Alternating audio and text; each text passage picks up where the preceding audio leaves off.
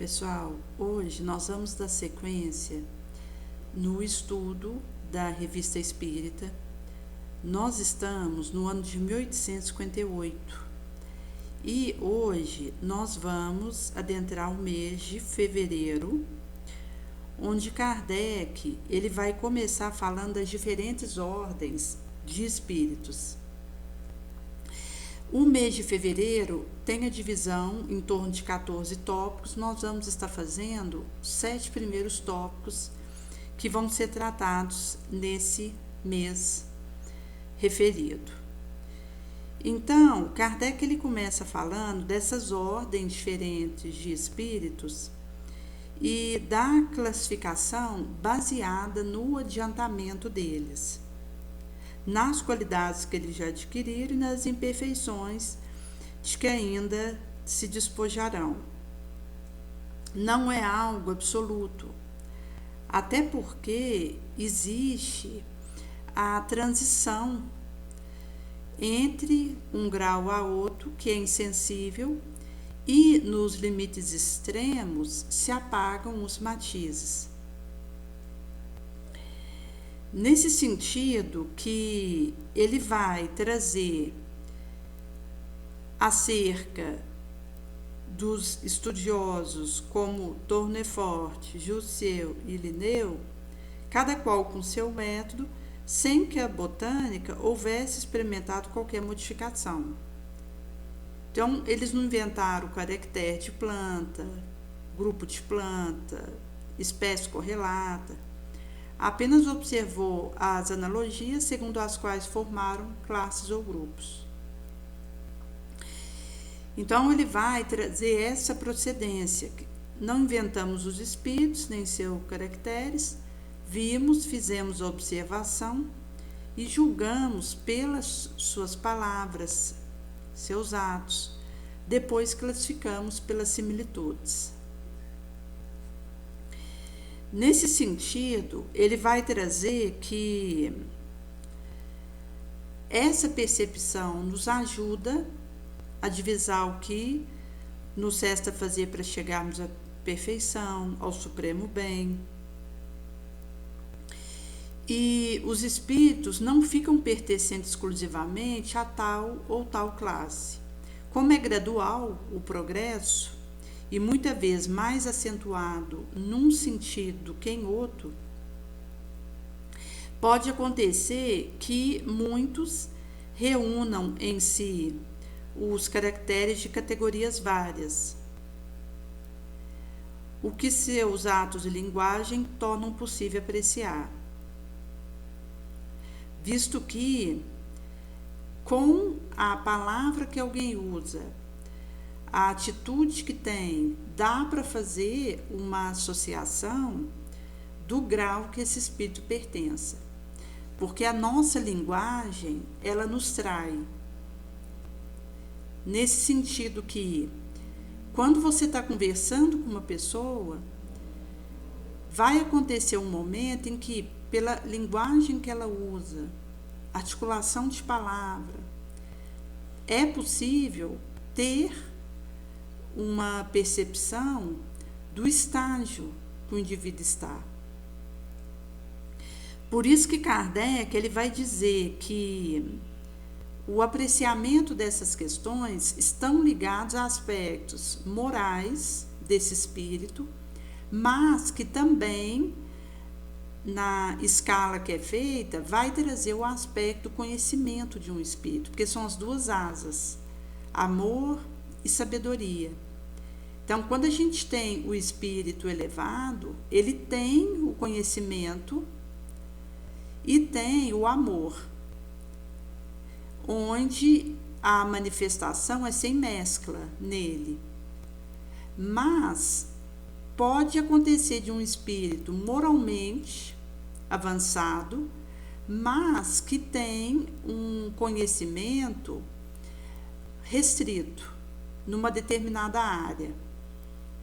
Por outro lado, é possível ter um espírito com conhecimento sofisticado e uma moralidade aquém, que aí, inclusive, vai situar aquele espírito perverso, mas inteligente, e que usa o conhecimento que ele tem, o raciocínio fácil que ele tem para o mal.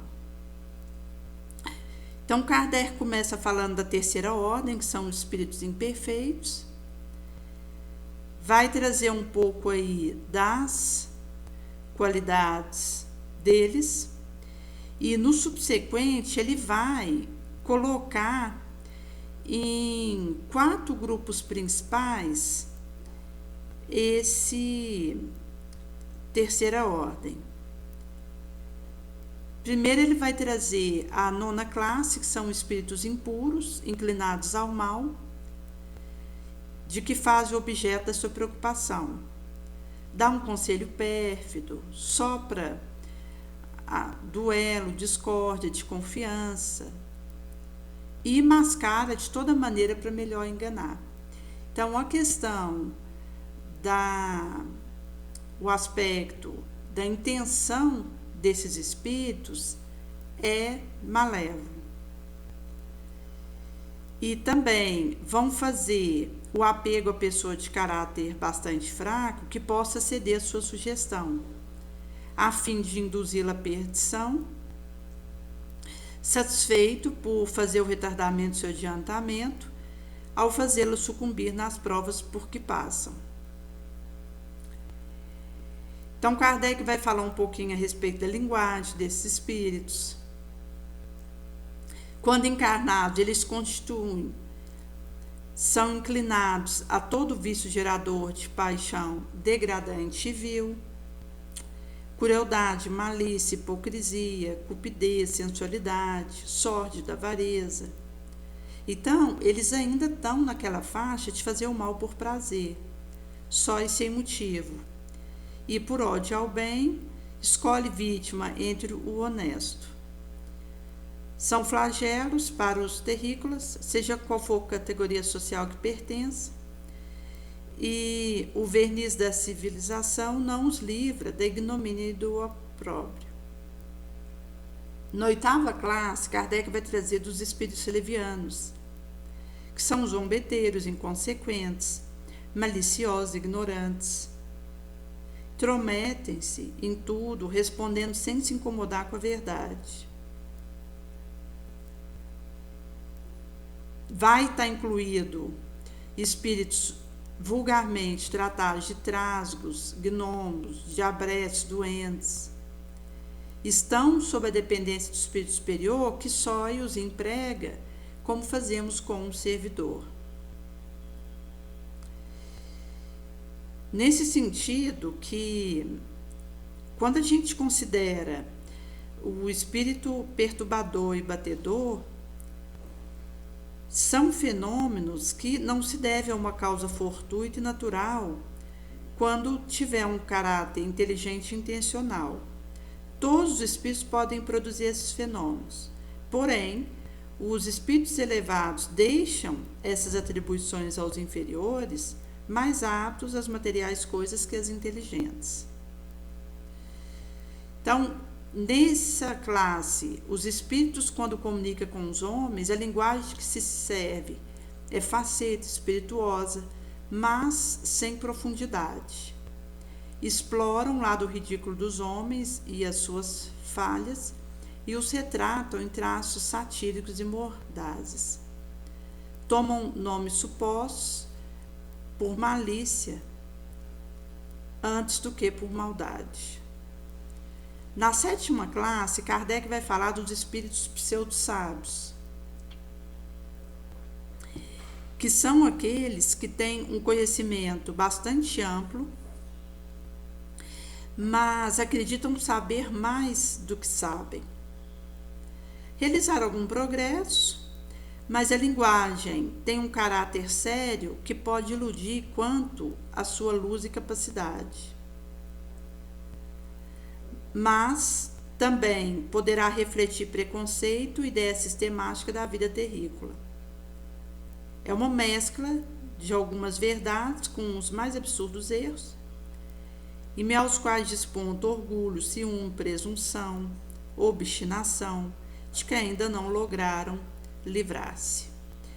E na sexta classe, Kardec vai trazer dos espíritos neutros, que não são bons bastante para fazer o bem e nem maus o bastante para fazer o mal. Inclinam-se tanto para outro quanto para um lado e não se eleva acima da condição vulgar, do terrícola. Quer inteligência, quer moral. Eles se apegam às coisas da terra, de cujas alegrias grosseiras sentem saudades. No subsequente, Kardec vai trazer um pouquinho da segunda ordem, que são os espíritos bons. Então, ele vai trazer que predomina o espírito sobre a matéria e o desejo do bem. Nesse sentido, os seus poderes e qualidades para o bem se relacionam com o grau de adiantamento que haja alcançado. Uns têm bondade, outros sabedoria, outros ciências. Os mais adiantados é que vão fazer aliação da qualidade moral com o saber. Compreendem Deus, o infinito, e gozam da felicidade dos bondosos. Eles são felizes por fazer o bem e pelo mal que eles impedem. Então, o amor que os une é fonte de uma aventura inefável, não se altera nem por remorso, nem por má paixão, nem por inveja, que é o tormento dos espíritos imperfeitos. Mas ainda todos precisam passar por provas até atingirem a perfeição absoluta. Porque quando a gente considera da expiação, isso vai diferenciar da prova pela intensidade, pela duração daquela experiência áspera. Geralmente, quando a gente fala de expiação, é uma prova que eu estou tirando nota ruim já por um tempo, então aquilo vem sobre mim na forma de expiação, onde vai ser imposto, vai ter um caráter mais doído, rude e de uma intensidade mais prolongada, para que, em bem vivendo isso, eu consiga reparação. Nesse sentido que, inclusive, vai estar imiscuído nesse aspecto a cura que eu bem vivendo a expiação vai acontecer.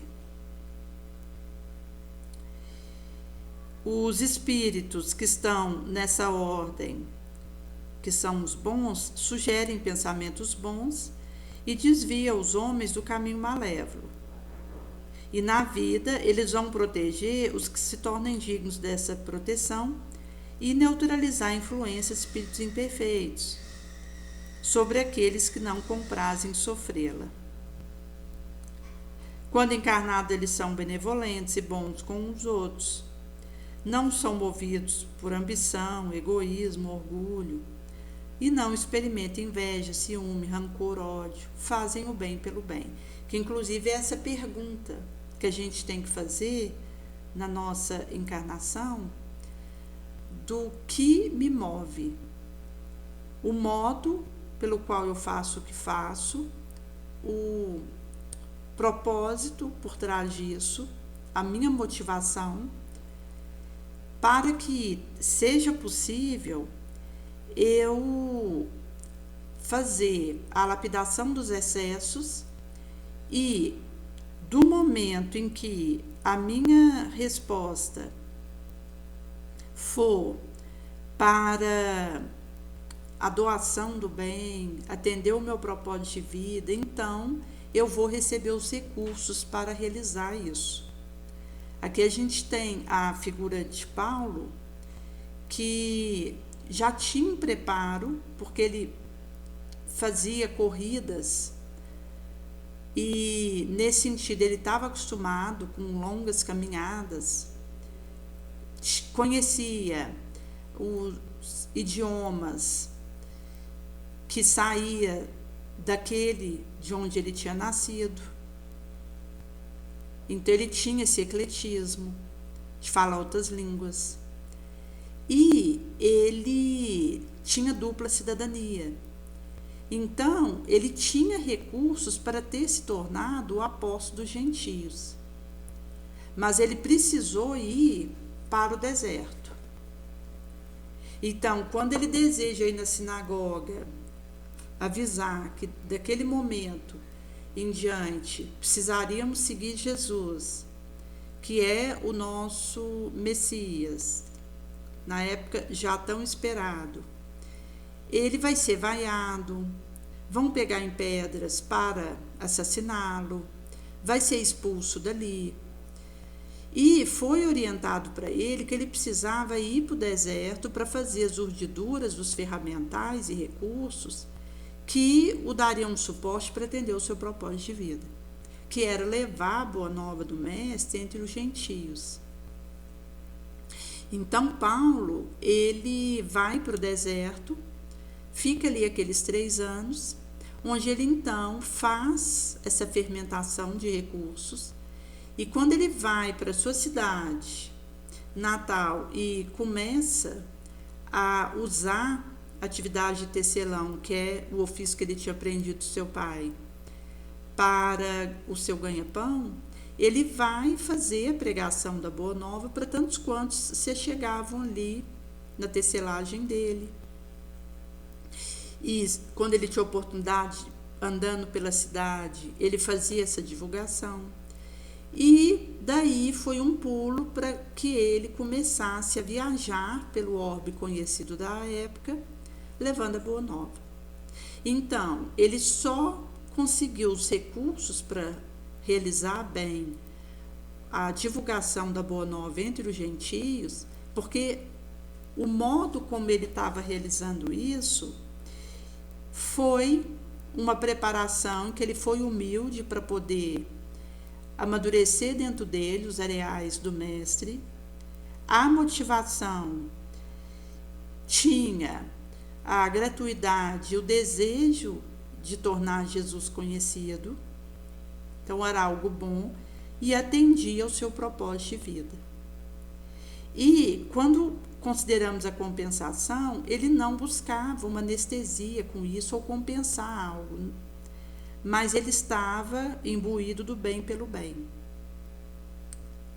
Nesse sentido que o desejo de Jesus por Jesus fez ele ser preparado para o trabalho que o aguardava. Então, quando a gente pode responder dessa maneira aquilo que a gente analisa, a gente vai burilando excesso, vamos tendo a humildade necessária para realizar as preparações que aquele serviço pede de nós e vamos ao encontro de abraçar aquela proposta. Porque se eu ficar parado esperando, vai acontecer que eu não vou ao encontro do meu propósito e vou perder tempo. Então, do momento que existe a preparação e que eu já diviso aquela área de atuação, vou precisar dar aquele passo concreto para iniciar aquele trabalho. Nesse sentido que Kardec vai trazer que a essa ordem pertence espírito designado na vulgar crença por gênio protetor, gênio bom, espírito do bem. Em época de ignorância e superstição, foram considerados como benfazejas divindades. E esse pode ser dividido em 4 grupos principais. Então, a gente tem a quinta classe, que são os espíritos benévolos. A bondade e a qualidade dominante, sentem prazer em prestar serviço ao outro, protegê-lo, mas com um limitado conhecimento. Progrediram mais no aspecto moral do que do intelectual. A quarta classe são espíritos de ciência, que se distingue pela amplitude do seu conhecimento, preocupa-se menos com a questão moral do que com as científicas, porque eles têm essa aptidão para adquirir conhecimento. Mas eles vão encarar a ciência sob o ponto de vista de ser útil e não dominados por paixões peculiares ao espírito imperfeito. A terceira classe é o espírito de sabedoria, onde qualidades morais de ordem mais elevada constituem seu distintivo caráter. Eles não têm conhecimento ilimitado, mas possuem uma capacidade intelectual que faculta juízo reto sobre coisas e homens. A segunda classe são os espíritos superiores, que reúnem em si sabedoria, bondade e ciência. Linguagem só transpira benevolência, constantemente elevada, digna, sublime, com uma superioridade que os torna aptos, em relação a outros, a dar noções mais justas sobre as coisas do mundo incorpóreo, dentro do limite que nos seja permitido saber. E vão fazer a comunicação de bom grado para quem o procura de boa fé e desejoso de receber a verdade. Para isso, é necessário o desprendimento de laço terreno para compreender o que eles vão nos trazer, mas os espíritos superiores se afastam de quem estiver movido apenas por curiosidade, por interesse pessoal, ou que está desviado da prática do bem pela influência da matéria. Então, a prática do indivíduo é com uma pretensão de um lucro, de uma evidência, de um reconhecimento. Então, o indivíduo ainda está com esse olhar voltado para as recompensas da terra. Então, isso desvia o indivíduo da prática do bem. E é nesse sentido que o espírito superior acaba se afastando. Se um espírito dessa envergadura encarna na Terra, é para cumprir missão de progresso. Então, eles vão nos oferecer o tipo de perfeição que a humanidade pode aspirar nesse orbe. E aí Kardec vai falar um pouquinho do espírito puro, que está na primeira ordem, onde não há nenhuma influência da matéria, absoluta superioridade moral e intelectual com relação aos espíritos de outras ordens.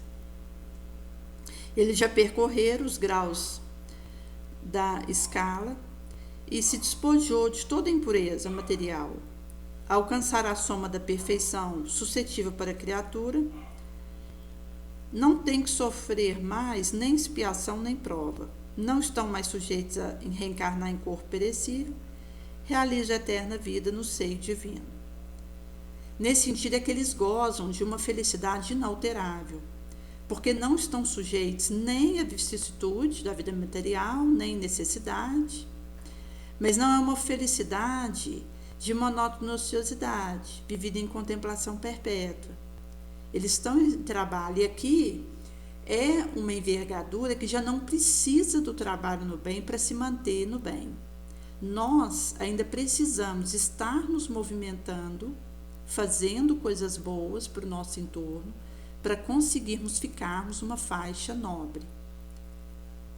Esses espíritos puros, por quererem ser, se eles já são, eles não precisam mais estar num movimento específico para conseguir vibrar bem, positivo. Mas, como vai ser trago nesse recorte, eles continuam trabalhando. E Jesus disse, o Pai trabalha até hoje e eu também. Então, eles são ministros e mensageiros de Deus, executando suas ordens para manter a harmonia universal. Eles vão comandar os espíritos que lhes são inferiores, nos ajudam a nos aperfeiçoarmos e designam nossas missões. Nos assistem nas nossas aflições, nos estimulam ao bem e nos dão auxílio para bem expiarmos nossas faltas, para que nos aproximemos da felicidade suprema. E isso para os espíritos puros é uma agradabilíssima ocupação. Nós os designamos por arcanjos, serafins, anjos. Podemos nos comunicar com eles, mas seria presunçoso pretender tê-los constantemente às nossas ordens. Nesse sentido, que no subsequente Kardec vai trazer um pouquinho dos espíritos errantes, porque as qualidades íntimas vai dizer a que ordem o espírito pertence e que ele vai sucessivamente percorrendo à medida que se depura essa escada. Como estado, eles vão poder estar encarnados quando está unido num corpo, num orbe qualquer, ou errante quando despojado do organismo físico e aguardando uma nova encarnação para se melhorar, porque inclusive às vezes uma nova encarnação para o indivíduo demora, porque existe uma fila para reencarnar, por exemplo, considerando a Terra, que é um orbe de prova e expiação. Tem muitos espíritos precisando, pedindo, implorando uma chance encarnatória aqui. E também vai depender do quebra-cabeça reagencional daquela família que esse espírito vai estar ligando para nascer ali via berço. Então é um quebra-cabeça delicado que vai ser feito pelos benfeitores que estão patrocinando a nova chance que o errante pleiteia, e nesse sentido que pode ser que gaste um tempo importante até que aquele espírito consiga reencarnar na Terra. Então vai acontecer de ter aquele errante que está despojado do organismo material, mas aguardando uma nova encarnação para se melhorar. Os espíritos errantes, eles não formam uma categoria especial. Esse é um dos estágios em que eles podem se encontrar. Não constitui per si inferioridade, pois nele podemos encontrar todos os graus, porque o espírito que não está encarnado é errante, à exceção dos espíritos puros que não tem mais que sofrer encarnação, porque já está no seu estado definitivo. Porque o nosso estado definitivo é o espiritual, enquanto algo que viremos a ser quando atingirmos a envergadura de espírito puro. Enquanto a gente não chega nessa envergadura, nessa condição, a gente precisa reencarnar, porque necessitamos da reencarnação para ir fazendo a nossa depuração moral, que se fará acompanhar pelo desenvolvimento da sabedoria. Então, tanto a asa do amor, que é o desenvolvimento do nosso senso moral, nossa moralização, quanto a asa da sabedoria, que são conhecimentos que a gente vai agregando, isso precisa da encarnação para dar os seus avanços. Nesse sentido que a encarnação é um estado transitório, a erraticidade é o nosso estado normal. E não é necessariamente uma expiação. Alguém que esteja no estado errante pode ser venturado ou desventurado, consta no seu grau de elevação, e o mal ou o bem que haja praticado. No subsequente, Kardec vai falar um pouquinho acerca da história de uma moça que era artista na época que Kardec viveu na França, onde ele realizou a codificação, sob o título de O Fantasma da Senhorita Clairon.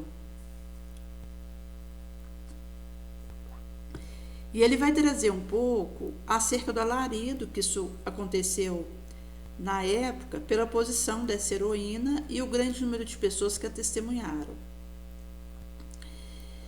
E aqui ele vai trazer que ela consignou isso na sua memória, onde foi feita a extraição desse relato. É uma analogia que vai apresentar alguns fatos que se passam em outras partes e onde ele vai, então, trazer para a coletânea para que seja feita a reflexão de um maior número de indivíduos acerca dessa situação. Então ele começa explicando que a senhorita Claro era notável, tanto por seu talento, quanto por sua beleza, porque ela era cantora e uma trágica atriz. E ela inspirou um jovem bretão uma paixão que acaba decidindo a vida, porque ele não teve força bastante de caráter para triunfar. Ela respondeu somente com amizade, contudo a assiduidade desse senhor tornou-se importuna e fez ela resolver romper qualquer relação. Então ele ficou magoado e isso o levou a enfermar e ele veio a falecer. Então isso tinha se passado em 1743 e ela vai dizer que já tinha passado 2 anos e meio entre o momento que ela conheceu esse senhor e a morte dele. Quando ele estava nos seus instantes derradeiros, ele rogou que ela fosse visitá-lo, mas as relações dela impediram-na de fazer essa visita. Então esse senhor faleceu, tendo apenas consigo uma velha dama e os seus criados, essa dama a companheira única que ele possuía, desde muito tempo. Ele habitava a muralha perto de Djalseidanit, que ele começava a construir, ali num local que estava sendo feito casinholas para ocupar aquele bairro. E a rua de Bus, perto de Seine, da Badia Saint-Germain, essa moça cantora morava, chamada Clairon. E aí ela vai dizer que ela estava com a mãe dela e amigos que vinham jantar com ela. Ela tinha acabado de entoar belas canções pastorais que houveram encantado os amigos, quando soou 11 horas, ouviu um grito muito agudo, com uma modulação sombria, uma duração longa, que espantaram a todos. Sentiu-se desfalecer e estava quase um quarto de hora desacordada. Então todos que estavam ali ouviram o grito e continuaram ouvindo nos dias subsequentes, sempre à mesma hora, que invariavelmente partia sob a sua janela, parecendo sair vagamente do ar. Então aqui vai ser trago que outros também acabavam participando daquela sinistrude. E certa feita, um senhor com o qual ela tinha jantado quis acompanhá-la para assegurar de que não ocorreria nada no caminho, e quando na porta dela ouviu o grito partir. Então ele foi posto em sua carruagem, quase desfalecido pelo susto que ele levou. Ela vai contar de um outro acontecimento, onde um camarada acompanhou para escolher um tecido, e eles estavam conversando sobre esse senhor que tinha sido apelidado fantasma dela. Eles tinham cunhado esse apelido para ele devido ao fato de que já tinha tempo que ele estava se manifestando com algum tipo de barulho por onde ela passasse, e esse camarada não acreditava, e ele insistiu para que ela evocasse o fantasma, porque se o fantasma se manifestasse, esse camarada acreditaria no que estava acontecendo. Fosse por audácia ou fraqueza, ela fez o que ele pediu, e o grito foi ouvido 3 vezes, num estrépito e rapidez terrível. E quando retornaram, estavam desacordados, precisando de auxílio de terceiros para tirá-los da carruagem. Depois ela disse que no subsequente ficou alguns meses sem ouvir nada e achava que ela estava livre daqueles sons, mas tinha se enganado. Daí ela vai trazer que houve uma transferência dos espetáculos para Versalhes para o casamento do Delfim. Tinha sido arranjado um quarto para ela, e às 3 horas da manhã comentaram que ali era o fim do mundo, que seria difícil ouvir o grito. Mal acabaram de falar e o grito estala. Senhora Grandeval, que acompanhava, acreditou que o inferno inteiro estava entre aquelas quatro paredes. Usando camisola, correu a casa de baixo a alto e os outros não puderam mais pregar os olhos durante a noite. Então, isso foi, no subsequente, acompanhado de tiro de fuzil que arremessava por onde ela se presenciasse, sem que tivesse o impacto de ferir alguém, e com isso fizeram precauções do seu futuro, porque compreenderam que ela estaria em risco de vida, mas por mais cuidados que se tomassem, enquanto as precauções, um tenente de polícia também tinha visitado casas em frente à dela, mandado reforços de toda sorte de espiões possíveis, mas durante 3 meses, e sempre na mesma hora, o tiro era ouvido e visto, na mesma vidraça, e não dava para saber de onde partia. E foi registrado nos anais policiais. Então, nesse sentido que isso continuou sem solução de continuidade, e eles iam reconhecendo que uma experiência de receber uma bofetada, ela numa face e um acompanhante em outra, acontecia, mas não havia o efeito que teria de um tiro real, enquanto uma arma que alguém tivesse fazendo o seu disparo. E aí ela vai no subsequente dizer que foi um local que ela passou e que a pessoa que acompanhava lembrou que é ali que esse senhor morava.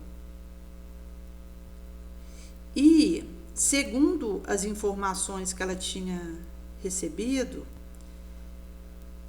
logo depois que ela fez a confirmação que o senhor morava ali, partiu o mesmo tiro de fuzil que a perseguia, daquela casinhola.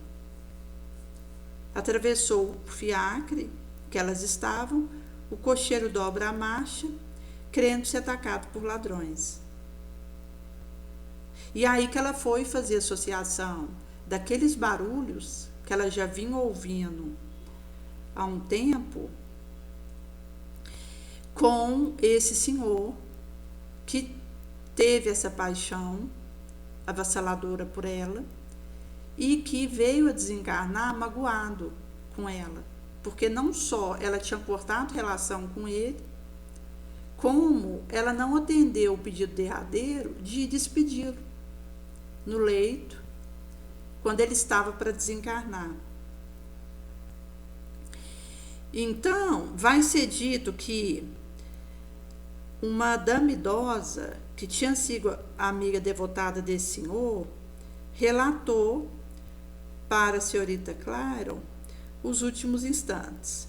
Então, esse senhor, ele contava todos os minutos, quando às 10h30, seu lacaio veio dizer-lhe que a senhora não viria. No caso, era a Claron, pela qual ele desejava despedir-se. Depois de um momento de silêncio, ele toma a mão dessa senhorita que o acompanhava e diz a ela, em atitude desesperada, que estava, inclusive, numa condição apavorante, e ele vai trazer o sentimento de rancor que ele estava nutrindo em relação a Claron. Desalmada, nada ganhará com isso. Persigar-lhe-ei, depois de morto, tanto quanto a persegui em vida. A senhora quis tentar acalmá-lo, mas ele estava morto. Então, essa senhora, que era uma devotada amiga desse senhor, que era apaixonado pela Clairon, ela vai trazer que no instante derradeiro ele se encontrava chateado, angustiado, desesperado, e disse que ia perseguir ela o tempo que ele houvera feito isso em vida, que foi em torno de 2 anos e meio. Então vai ser trago que, mesmo considerando a ideia da imaginação, e que nessa senhorita, a Clairon, essa faculdade era continuamente exaltada pelo gênero de vida que levava e exercitada, inclusive porque ela estava em torno de 22 a 25 anos quando esses fatos sucederam, mas a isso vai se somar o fato de que a Clairon, em sua infância, não se entretinha senão com a aventura de feiticeiro, fantasma, que eram contadas para ela como histórias verídicas. Então, o fato dele ter dito, eu vou perseguir ela depois de morto, tanto quanto a persegui em vida, vai dizer que, pelo fato das suas relações com ele ela ter durado 2 anos e meio, ou seja, foi o mesmo tempo das manifestações que lhe aconteceu que se seguira a sua morte. Nesse sentido que esse espírito não era mau. Por isso que a Clairon vai qualificar ele como um pobre diabo. Mas também a gente não pode dizer que fosse bom. Porque ele teve essa paixão violenta sobre a qual sucumbiu como homem. Prova que nele as ideias terrestres dominavam. Porque quando alguém tem esses arrebatos passionais e que acaba levando o indivíduo a urdir uma mágoa, um ressentimento por causa dessa paixão, que chega ao ponto de levar ele a enfermar e a ir para a cama e a vir desencarnar amaldiçoando a jovem, já mostra que nele as ideias terrestres dominavam. Então, profundos traços dessa paixão, que sobreviver à destruição do corpo, provam que, como espírito, ele ainda se achava sob a influência da matéria. Mesmo se a gente considerar uma vingança inofensiva, denotando sentimentos pouco elevados. Porque, se por um lado ele só ficou emitindo barulhos, sem ações mais vinditosas, correlatas, por outro lado, mostra se demorar numa quinquilharia, incômodos que ele causava a terceiros para fazer aqueles barulhos.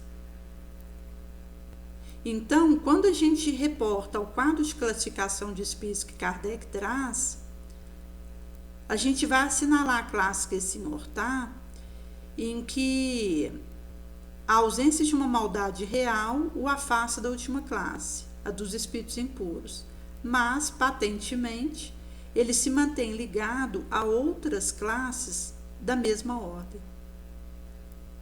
Então, não poderia se colocá-lo numa posição superior.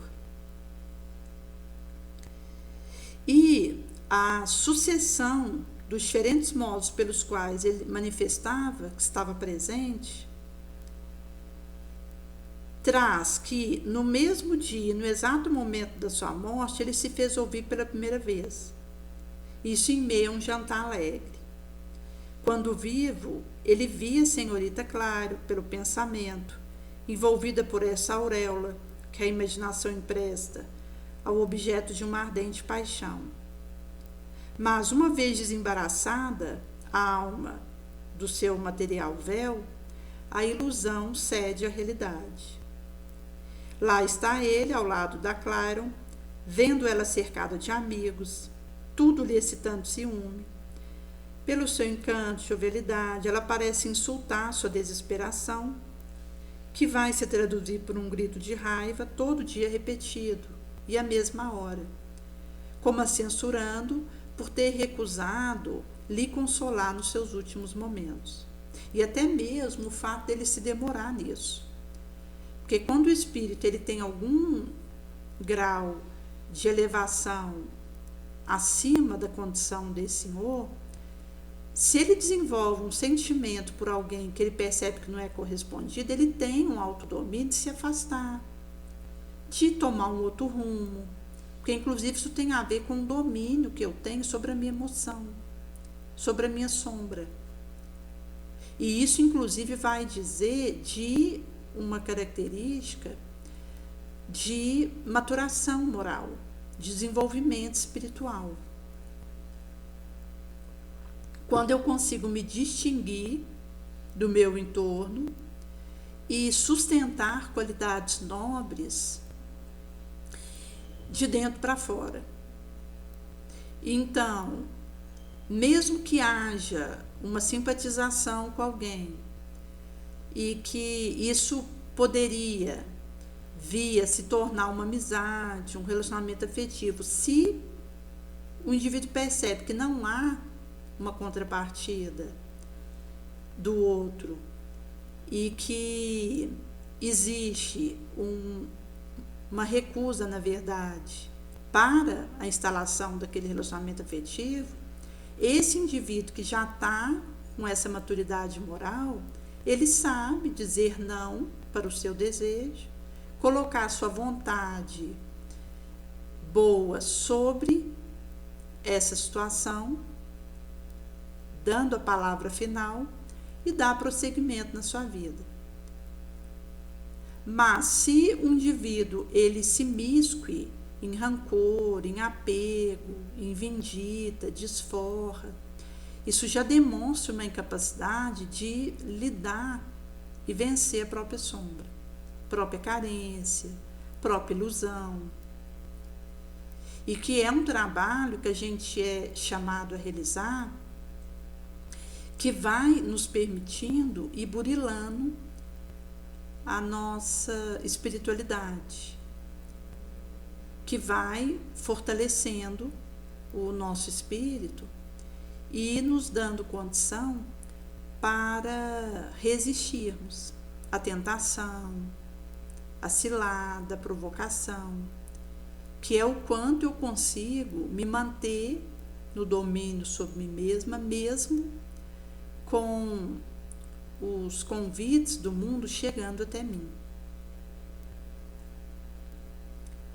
E é nesse sentido que vai trazer sobre os gritos que se sucederam e no subsequente tiros, que mesmo inofensivos, mas vão denotar uma impotente raiva e a intenção de perturbar o repouso dela. Mais tarde, a desesperação desse senhor toma um caráter mais sereno, vai retornando à ideia mais sadia, parecendo readquirir o domínio de si. Restava para ele a lembrança dos aplausos de que ela era objeto, e ele os repete, porque nas manifestações derradeiras de barulhos que ele fazia, que foi mais ou menos um período de 2 anos e meio após o seu desencarne, que é o período que, quando ele era encarnado, ele conviveu com ela, e nessa convivência foi uma tentativa insistente dele com a recusa dela, e no instante em que ele estava diminuindo já as manifestações de barulho, e por fim ele começa a fazer batidas de mãos, aplaudindo. Essas emissões sonoras traziam lembrança dos aplausos de que ela recebia e que ele repetia. Finalmente, ele vai dizer adeus por meio de sons que lembravam o eco da melodiosa voz que em vida tanto o havia fascinado. Então, Kardec vai trazer um pouco esse exemplo desse espírito que, como ele vai colocar, não era mal, mas também não podia ser considerado um espírito bom, porque ele ainda tinha essas dificuldades no autodomínio, que é o que permite ao indivíduo optar pelo bem e realizar o bem quando eu mesmo, em situações que me desagradam, eu consigo, pela bondade que eu cultivo no meu coração, ter uma escolha positiva, que é inclusive essa individuação, esse fortalecimento, caráter nobre, que só o indivíduo pode fazer por si mesmo.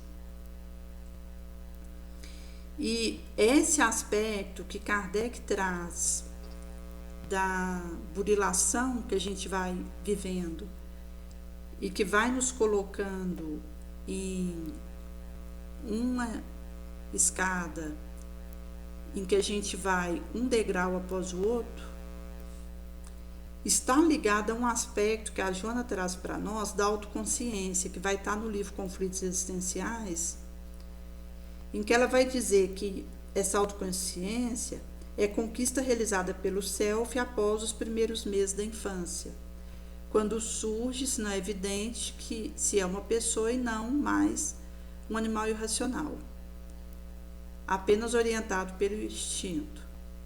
Porque quanto mais o indivíduo ele se eleva, mais autoconsciência ele tem.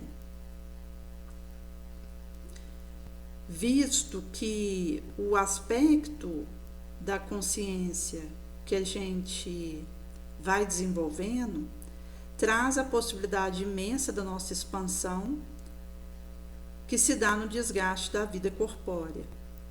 Por isso que quanto mais eu for eu, menos eu sou eu. Porque a gente está numa experiência que é transitória, fazendo a tessitura de valores imorredouros. Nesse sentido que, nos afastando da aparência para nos aproximarmos da essência, vai nos ajudar a encontrar outras estratégias para resolver nossas questões. Senão eu vou reconhecer um amor em uma estratégia apenas. Vou conseguindo restabelecer a autoconexão. Quanto mais estratégias, mais recursos, mais opções perante minhas necessidades. Caso contrário, eu vou me aprisionar na mesma solução. Assim, para aquele que está sofrendo, perguntar o que você precisa, para oferecer a solucionativa estratégia não compensatória. Porque é esse trabalho que vai me permitindo sair de um conflito profundo de inutilidade, depressão. É nesse sentido que, à medida que a gente cuida da nossa criança ferida, a gente já não necessita compensar. O bom senso vai fazer justiça no permeamento das nossas escolhas. Aquilo que é a minha missão hoje já foi minha área mais difícil. E que eu, à medida que fui vivendo e me superando, foi se transformando a área em que eu seria colocada para abraçar essa missão. Quando a gente tem repetição familiar, isso dá grau de pertencimento, sensação de conforto. Então, obtemos pela boa repetição. Quando eu sinto falta de alguém, eu repito seu comportamento, porque na repetição me sinto próximo, me enlaça. Nesse sentido que, ao tomar consciência da repetição ruim, eu escolho a boa repetição. Como fazer o bem em memória daquele a quem deseja estar perto. Repetir não é genética, é comportamental afetiva, e nos fixamos nisso. Por isso a gente tem que cuidar para não virar uma expiação. Nesse sentido que, como a renúncia nos dá a atenção moral necessária para continuar o labor infatigável antes, durante e após o descanso, onde a gente permanece flexível e austero, sigamos bravô, afrontando a angústia da luta, nos dobramos a complicação e resolvemos em tempo real, sempre inflexíveis perante a tentação. Então, é na abnegação que nós urdimos metais nobres, qual força moral, e deixamos anestesia, compensação, escapismo. Porque o nosso esforço, a nossa ação bonosa não precisa de anestesia, nem de compensação, nem de reconhecimento, nem de retorno. Nós já somos recompensados por aqueles legítimos vapores per si. O bem já recompensa aquele que o realiza, pela serenidade consciencial, pelo equilíbrio. É nesse sentido que, se a gente considerar uma compulsão, a necessidade gruda na estratégia. Daí o indivíduo perde a liberdade para resolver. Como nos transtornos de sexualidade, em que o indivíduo procura atender necessidade de afeto usando uma única estratégia, de modo não entregue. Não sacia, se mantém vazio e não se nutre.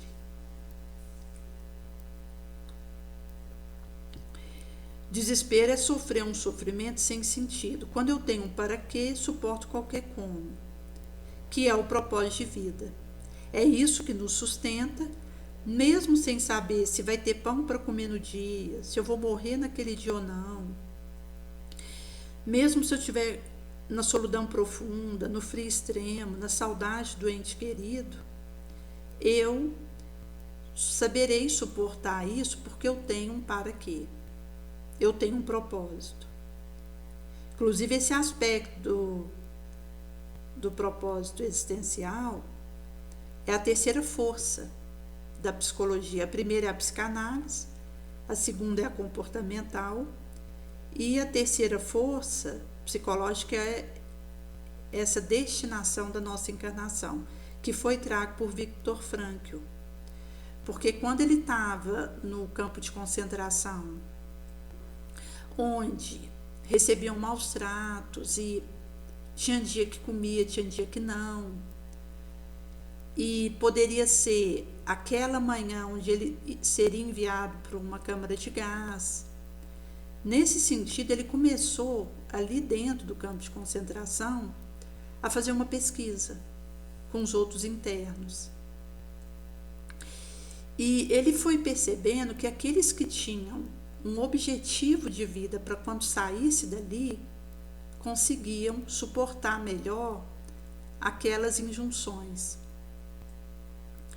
Para um outro que ficava preocupado em ter um pão para comer naquele dia, é poder terminar mais um dia vivo, sem que tivesse um para que passar aquilo, ele sucumbia mais fácil. O próprio Viktor, enquanto ele estava internado ali naquele campo de concentração, ele se imaginava diante de um auditório fazendo uma palestra. Imaginava que ele ia escrever um livro quando saísse dali sobre o sentido da vida, que de fato ele o fez. Depois veio a escrever outros. Imaginava que ele ia auxiliar pessoas a encontrar o seu propósito existencial. Então, como ele tinha um para quê, ele pôde suportar aquela situação de não saber se ia ter uma água para beber ou não, de não saber se ia permitir ele continuar mais algumas horas vivendo ou não, não ter a segurança de ser mantido sem agressão. Pelo fato dele ter o para quê, ele suportou todos esses aspectos, inclusive a saudade dos seus entes queridos, porque ali os seus familiares faleceram naqueles campos de concentração. Ele que sobreviveu. E nesse sentido que tanto a questão da solidão que ele experimentava, do frio, da fome, da sede, da dor, do cansaço, da estafa, todos esses aspectos ele pôde suportar corajosamente, porque ele tinha um para quê. E isso ele foi fazendo associação via pesquisas ali dentro, percebendo que os outros que também tinham para quê, quando saíssem dali, conseguiam se manter vivos e seguir o seu caminho. Aqueles outros que não tinham perspectiva do propósito da sua existência, sucumbiam mais rápido, mais fácil. Então, ele vai trazer para nós que quando o indivíduo ele tem um para quê, ele suportará qualquer como. É por esse motivo que na atividade que a gente realiza para sair do excesso e para conseguir ajustar a lente, perguntemos esses 3 aspectos que a Jona vai trazer para nós: o modo como eu realizo isso, tem algo que eu preciso mexer, como eu posso melhorar, a motivação, que é o móvel por trás daquilo que eu realizo, se tem a ver com o meu propósito, qual ajuste precisa ser feito, e a compensação. Se eu estou fazendo isso para atender o meu propósito, e é esse desejo gratuito do consolo pelo consolo, eu vou encontrar os recursos para bem realizar. Caso contrário, eu posso até estar numa proposta positiva, mas vai me falindo os recursos para lidar com aquilo, porque em algum desses 3 aspectos, do modo, a motivação e a compensação, eu estou desviando do caminho acordado no astral. Por isso que vai ser trago nesse aspecto da autoconsciência, onde o espírito, quanto mais ele vai galgando degraus nessa escada que Kardec traz para nós, onde chega um dado momento em que o espírito, mesmo ele sendo bom, ele pode ter um conhecimento limitado, mas vai chegar num ponto de elevação em que o espírito tanto tem a bondade quanto tem o conhecimento. E esse caminho, ele vai tornando parte do comportamento normal daquele espírito a caridade. Por isso que a Jona ela vai trazendo que a concessão de se tornar consciente, mesmo com a inicial dificuldade de identificação e o conflito que surge durante o processo de crescimento, é uma das nossas mais belas aquisições.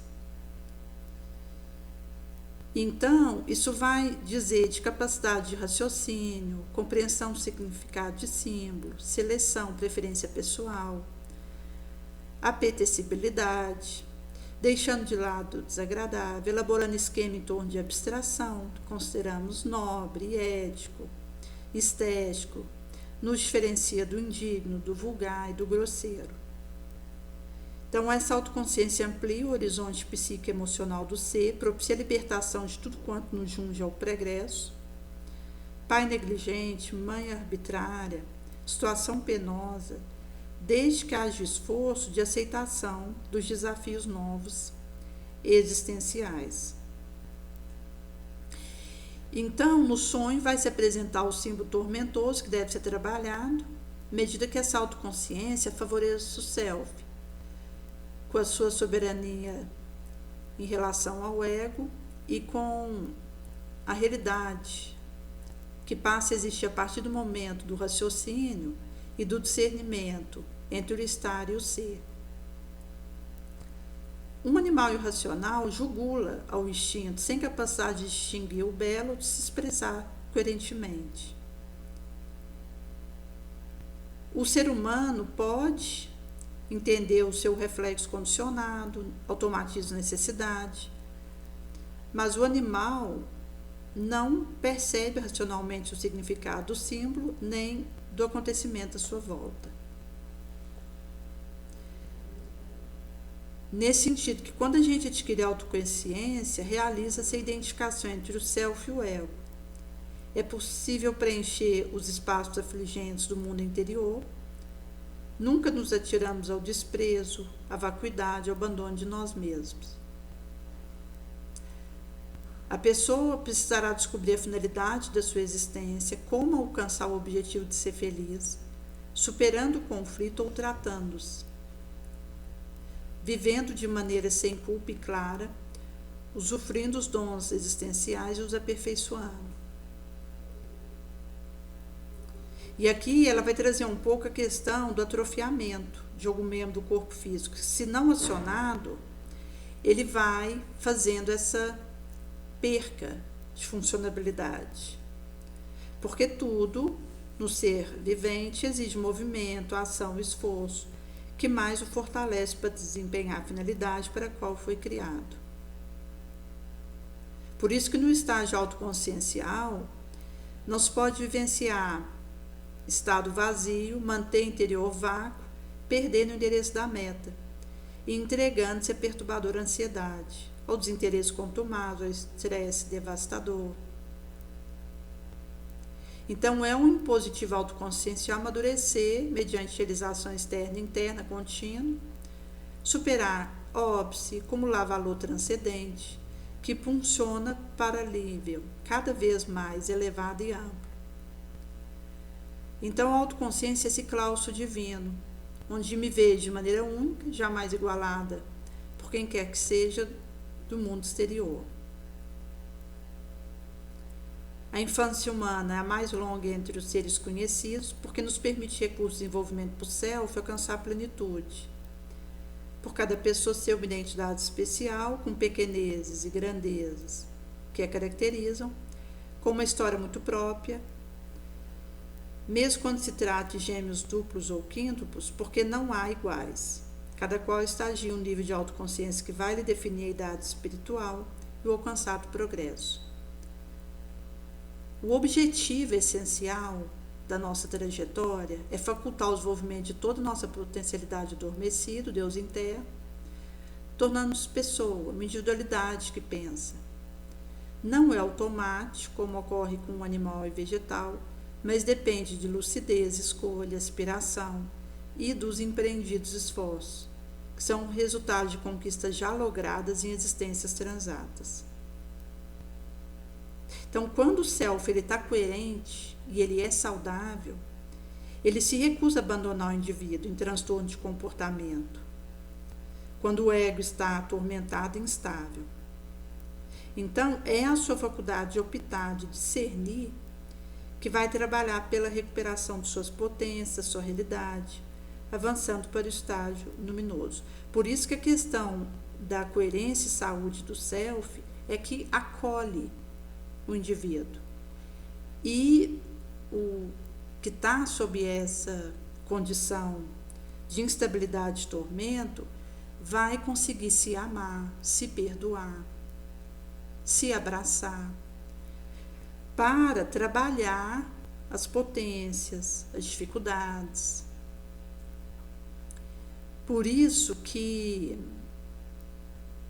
o self vai ter essa capacidade de gerar relacionamento entre o indivíduo de forma produtiva, consciente, sem automatismos instintivos, podendo optar por uns em detrimento de outros, em razão da afinidade e de conceito, sentimento e emoção. É a consciência da individualidade, não apenas uma faculdade intelectual. É o despertar do espírito enclausurado na argamassa celular, diferindo do psiquismo e evolução no animal reino mais primitivo. Por isso que Filósofos e psicólogos discordam do conceito do self porque afirma que ele interromperia o contínuo dos animais, por não haver prova científica do momento pentelésio que surge e começa a desenvolver-se. Mas o self é o espírito que vai conseguir, nessa manobra de coerência, vencer a própria sombra, que é o ego. E quando a gente fala de ego, está ligado a título, aquisição material, a um curso, que na verdade são aspectos transitórios. O self é que vai fazendo a vitória sobre o ego, onde a vontade que está a favor do propósito, ela vai conseguindo alinhar ela o desejo. Nesse sentido que o desenvolvimento de estratégias para poder atender as minhas necessidades vai me dando um elenco que me permite escolhas melhores para poder lidar com as minhas demandas. E é nesse sentido que o indivíduo, inclusive, ele vai conseguindo uma serenidade diante das circunstâncias cotidianas, visto fazer parte da nossa trajetória, que dificuldades, imprevistos, dores. Como a gente tem a cena de Jesus com a samaritana, em que, ao sentar ali na beira daquele poço, onde ela vai pegar água com seu balde, ele inicia um diálogo com ela e ela se espanta, porque ele, judeu, estava conversando com uma samaritana. E quando os seus discípulos se aproximam, também ficam assustados com o fato dele estar conversando com ela. E Jesus permanece sereno. E ali, naquele diálogo com ela, onde ele vai, no instante derradeiro, se revelar como Messias, que em poucas vezes ele se revelou como Messias, que a gente tem um relato do recorte da cura do cego, que ele vai se dizer o Messias, e com a samaritana, e depois com Pedro, quando não foi Jesus que disse que ele era o Messias. Pedro é que responde quando Jesus pergunta: e vocês, quem dizem que eu sou? E que Jesus vai confirmar. Então, ali, nesse recorte com a samaritana, mesmo numa situação que ia num caminho oposto àquilo que era tradição na época, culturalmente aceito, Jesus, ele permanece sereno, realizando seu apostolado ao que ele tinha vindo e sustentando as manobras daquela engrenagem. Porque então ela vai até a aldeiola de onde ela tinha vindo, falando para os outros que conversara com um homem que tinha dito tudo quanto ela havia feito e que ele seria o Messias. E os samaritanos pedem a Jesus para permanecer com eles.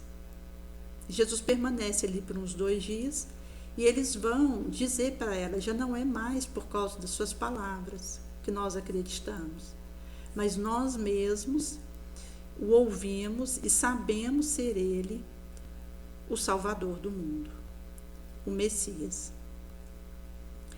Tem um outro recorte, que é quando a mulher ela foi pega em adultério e a lei mosaica rezava o apedrejamento.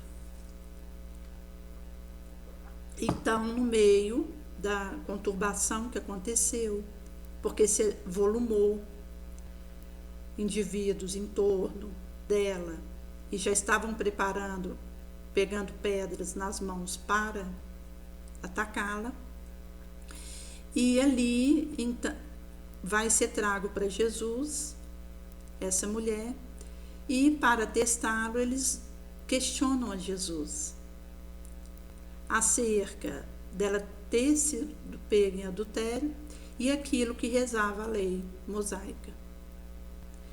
E Jesus, ele continua sereno. Ele não entra naquela conturbação, naquela desesperação que estava acontecendo ali. Abaixa, começa a escrever na terra e depois de um tempo ele se ergue e diz: quem de vocês estiver sem pecado, atira a primeira pedra. Abaixa, continua escrevendo na areia e depois de uns minutos começam a sair, deixando as pedras no chão, partir dos mais velhos para os mais novos. Aqueles mais velhos que já tinham mais contato com as próprias fraquezas, já tinham errado mais, aprendido mais, conhecido da própria vulnerabilidade, não conseguiram continuar fazendo apedrejamento daquela mulher ao perceberem que traziam também fraquezas. E mostra que os momentos que nós desesperamos diz do nosso senso moral e de como o nosso self ele está acolhendo o nosso ego. Porque se eu olho para mim compassivamente, me acolho, me perdoo, me amo, eu consigo lucidez e paz para decidir, para agir com correção. Então Jesus ele vai trazer para nós que o aspecto da preferência ao não sofrimento que deriva da autoconsciência, que faz preferir noite dormida longamente, sem sonho catártico, que representa conflito que estão sendo eliminados. Isso traz uma falta de ideia do próprio estado, por falta de autoconsciência, dessa capacidade incomparável de entender, de estabelecer meta. Nesse sentido que o preço, porém, que o ser humano paga pela conquista, produzindo a seleção entre automatismo de fatalidade biológica de animal no rumo da consciente individualidade. Por isso que o aspecto da nossa proposta aqui vai significar um desenvolvimento moral que a gente vai realizando e que vai nos permitindo encarar com relativa tranquilidade e de forma harmoniosa as nossas próprias fraquezas e lidar com isso, sem fazer uma tempestade naquele copo de água. E essa maturidade do senso moral é a que Jesus nos exemplificou, onde ele vai nos trazer que no instante desafiador de perigo, que a gente está à beira do despenhadeiro, a palavra do mestre ela ressoa na nossa acústica. E é o momento em que eu vou optar por seguir ou não. Como com aquela mulher que houvera sido pega em adultério, que Jesus vai dizer para ela, no final da conversa, para ela ir e não voltar a pecar, porque da próxima vez pode ser que ele não estaria ali para livrá-la. E, de acordo com as escolhas que ela fizesse depois daquele momento, ela poderia complicar ainda mais a sua situação. Nesse sentido que é um questionamento que Jesus faz para nós e um alerta. nós que chegamos até aqui, estamos em despertamento consciencial para a gente cuidar, para conseguirmos avançar moralmente, via uma reforma moral. Porque daquilo que eu escolher, vai encontrar a consequência legítima. No recorte da ressurreição da filha de Jairo, foi dito para Jesus que havia uma adolescente que tinha sido dada por morta. E o senhor, pai dela, ainda não tinha acabado de falar quando chegam alguns da casa desse príncipe da sinagoga, dizendo: tua filha está morta, por que queres dar ao mestre o trabalho de ir mais longe? Jesus, ouvindo o que eles falavam, disse ao príncipe da sinagoga: não temas, crê somente. Não permitiu que ninguém o acompanhasse, senão João, Tiago e Pedro. Ao chegar à casa desse príncipe da sinagoga, Jesus vê o tumulto e as pessoas chorando, lamentando muito. Entra e diz: por que essa turbação, esse choro? Então, novamente vai ser trago o tumulto, a confusão que a gente faz quando nós poderíamos optar pela oração, pela vigilância, pelo autodomínio. Jesus vai dizer: a menina não está morta, ela dorme. E zombavam dele. Então, nos momentos em que a gente se entrega aos nossos equilíbrios, aquele que se mantém equilibrado é zombado de algum porte. Jesus, tendo feito todos sair para fora, entrou onde a menina estava deitada com o pai e a mãe da menina e os que com ele estavam. Tomando a mão dessa adolescente, lhe disse: Talita cumi, que quer dizer: menina, levanta-te. Se levantou a menina no mesmo instante e começou a andar, porque era já de 12 anos. Eles ficaram maravilhados extremamente, mas Jesus ordena-lhes expressamente que não o soubesse ninguém, e disse que dessem a menina de comer.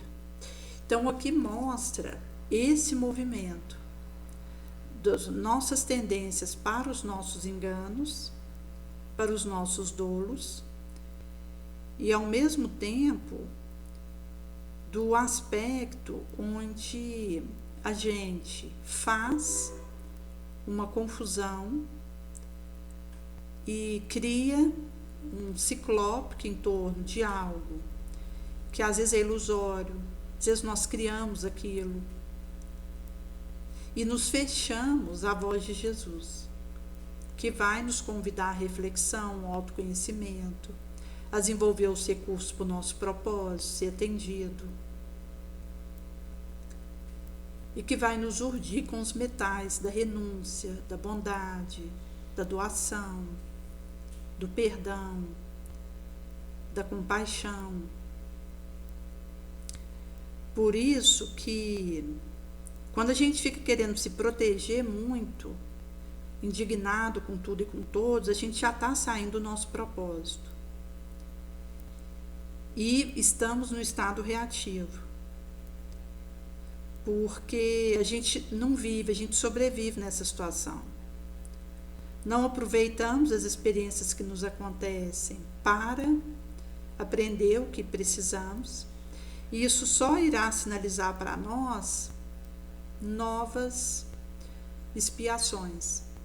Porque do momento que eu não aproveito repetidamente as provas para os aprendizados e vou desenvolvendo recursos para melhorar o meu comportamento diante disso, fatalmente isso vira uma expiação, que já tem uma duração maior, uma dor acentuada, uma intensidade que o torna mais pesado que uma provação. Então, é por esse motivo que a experiência de estarmos serenados no cumprimento do nosso dever, e isso se expressará no atendimento do nosso propósito, isso vai nos dando condições de acionar recursos outros para nos melhorarmos, continuarmos fazendo a nossa reforma moral, e vai nos dando condição de tirarmos notas maiores na nossa aprovação, que aqui não é um aspecto de uma ferição matemática, mas é uma performance moral que nós possamos perceber que estamos melhorando, que estamos lidando melhor com os acontecimentos, que estamos nos equilibrando mais, que estamos vivendo a vigilância ativa, a oração sentida, vivida, e engajados no trabalho nobre.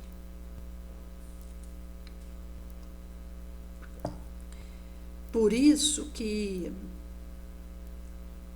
quando a gente percebe que nós podemos prescindir do que seja recompensa do mundo, reconhecimento, evidência, ou qualquer retorno que estejamos focando nisso, isso vai nos permitindo fazer uma libertação consciencial, que vai nos colocar em contato com a fonte dos recursos do Cristo, e isso vai significando avanço substancial, visto que cada qual de nós deixará na terra herança da própria vida, e vamos nos transformando em livro atuante e vivo de lições, para quantos nos observem o exemplo, e as fronteiras de interpretação religiosa vão cedendo lugar à nova era de paz e fraternidade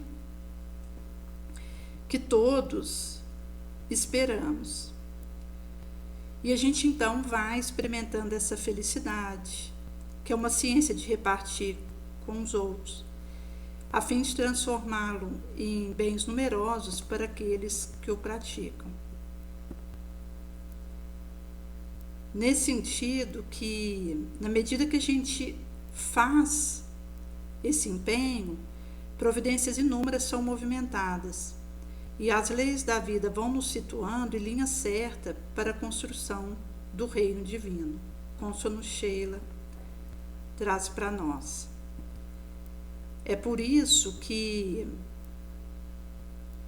a paternidade terrena deficiente e imperfeita vela em favor dos filhos, então a paternidade de Deus, que sustenta o universo ao preço do amor inesgotável, se fará sentir pedindo de nós esse movimento onde eu tomo a rédea do meu destino, e isso significará que Deus vai orientar o barco, mas precisarei remar.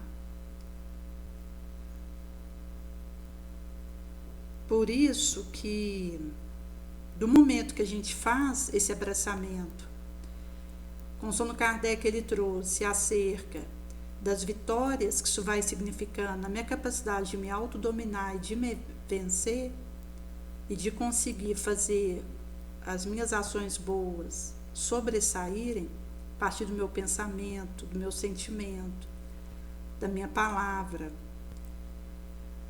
Esse espírito de serviço vai sendo bênçãos e a gente vai se enchendo de gratidão. Porque quando descobrimos a satisfação de trabalhar por todos, a gente vai resolver os enigmas mais graves de nós próprios.